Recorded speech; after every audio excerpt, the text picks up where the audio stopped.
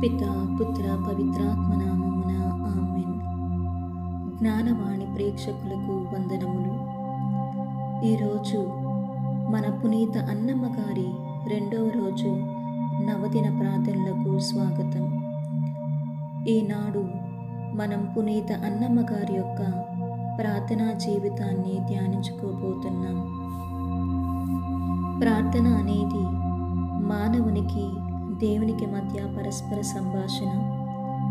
విశ్వమంతటిలో గొప్ప అతీతమైన శక్తి ఒక్క ప్రార్థనకు మాత్రమే ఉన్నది. ప్రార్థన అంటే మన అవసరాల కోసం దేవుని అడిగే భారమైన ప్రక్రియ మాత్రమే కాదు, కానీ మనం దేవునితో లీనమయ్యే గడియ.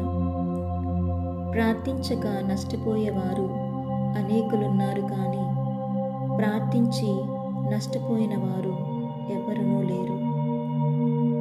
సామెతల గ్రంథము 15వ అధ్యాయము 8 మరియు 29వ వచనాలలో ఈ విధంగా చెప్పబడుతుంది: నీతిమంతుల ప్రార్థన ఆయన అంగీకరించును, యథార్థవంతుల ప్రార్థన ఆయనకు ఆనందకరము. ఈ వాక్యాలు పునీత అన్నమ్మ గారి ప్రార్థనా జీవితానికి అక్షరాల వర్తిస్తుంది. పునీత అన్నమ్మ గారి యొక్క హృదయం స్వచ్ఛమైనది, నిర్దోషమైనది. ఆమె ప్రార్థనలు, ఆరాధనలు దేవుని ఆశీర్వాదం కోసమే కాకుండా దేవునినే సంపాదించుకోవాలనే పట్టుదలతో ప్రార్థించింది. మొక్క ఎదగడానికి నీరు, వాయువు మరియు సూర్యరశ్మి ఎంత అవసరమో, మనం దేవునిలో ఎదగడానికి ప్రార్థన, వాక్యం, సహవాసం అంతే అవసరం. ప్రార్థన చేసుకోవాలనే ఆలోచన వచ్చినప్పుడు పాపం చేయాలనే ఆలోచన మనసులో నుండి తొలగిపోతుంది. ఎందుకనగా ప్రార్థన మనలను పరిశుద్ధతలో నడిపిస్తుంది మరియు పాపం నుండి కాపాడుతుంది. మనం ఊహించలేని వాటిని ప్రార్థనలతో సాధించవచ్చు. ఇలాంటి ప్రార్థనాయుత లక్షణాలు, నమ్మకం, విశ్వాసం పునీత అన్నమ్మ గారి జీవితంలో క్లిష్టంగా చూడవచ్చు. వేదనల మధ్య, మానవ నిరాశాల మధ్య ఆమె దేవునికి మొరపెట్టి ఎన్నో సంవత్సరాలు పిల్లలు లేని వేదనను ఆమె అనుభవించినప్పటికీ ఆమె మౌనం ప్రార్థనా రూపంలో దేవుని గుడారానికి చేరి ఆమె కన్నీటి ప్రార్థన వలన దేవుడు పరిశుద్ధతకి మూలమైన దేవుని కుమారుని తల్లిని ఆమెకు బహుమానంగా ఒసిగాడు. దేవుని వాగ్దానం ప్రకారం ప్రభు నామమును బట్టి ప్రార్థించువారు రక్షింపబడరు. పునీత అగస్టీను గారు ఇలా పలికారు: కన్నీటి ప్రార్థన ప్రవాహంలో నేను దేవుని రాజ్యంలోనికి కొట్టుకుని వచ్చాను.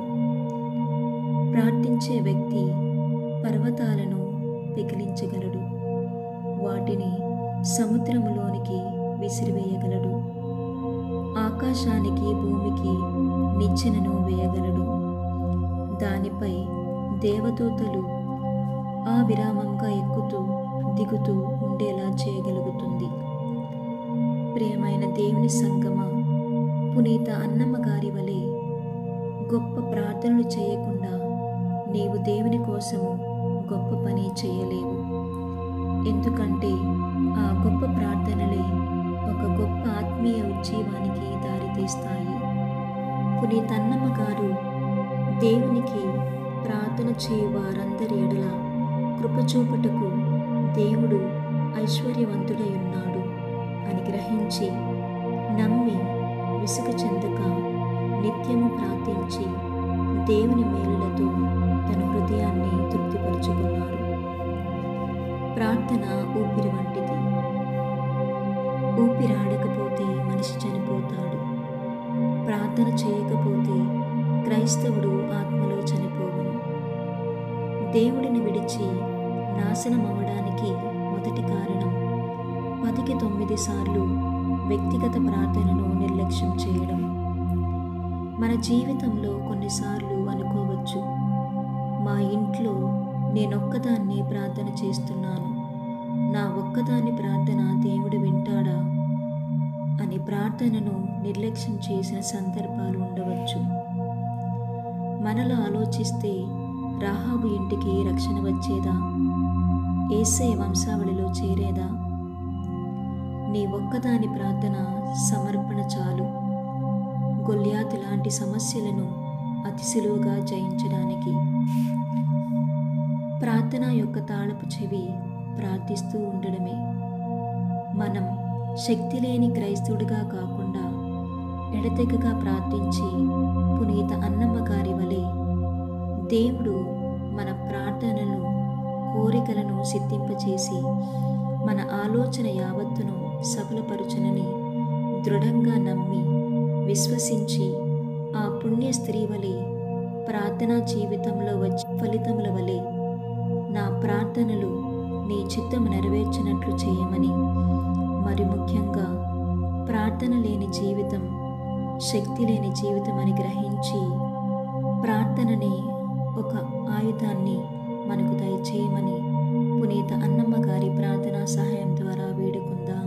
ఆమెన్. పితా, పుత్ర,